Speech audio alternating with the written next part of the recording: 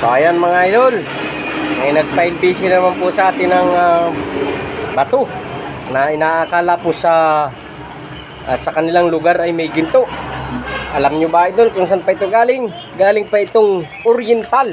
Ayan o, Negros Oriental, Tagbino Negros Oriental, Mindoro.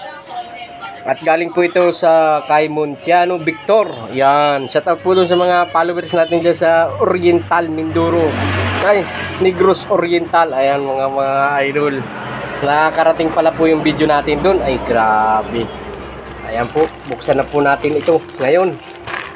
Mga idol, tingnan natin kung may ginto sa kanilang lugar, ano?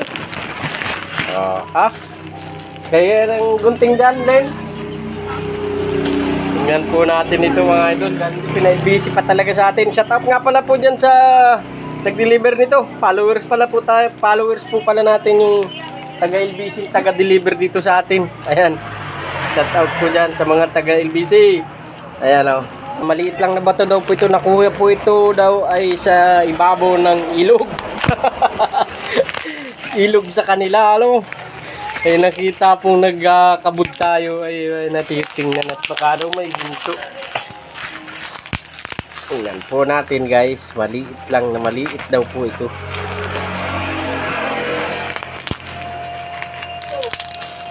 Ayun pala, kilyo.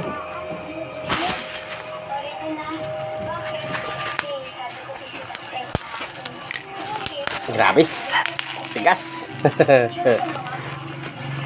Ito na mga idol, oh. May laman, oh. Ito na. Iya. Grabe naman. Tinipid naman na may gina-idol. Mamaya may ginto to. Di natin Whoop! Ito na mga idol. Tingnan po natin. Sabay-sabay po nating tingnan ang inaakalang may bato na ito. Uy! Ito mga guys, ito na po idol, oh, yung batong pinadala sa atin.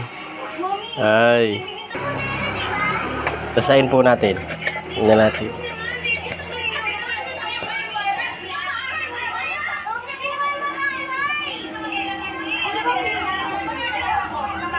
Wala idol ito.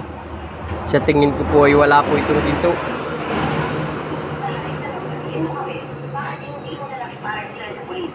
Pyrites.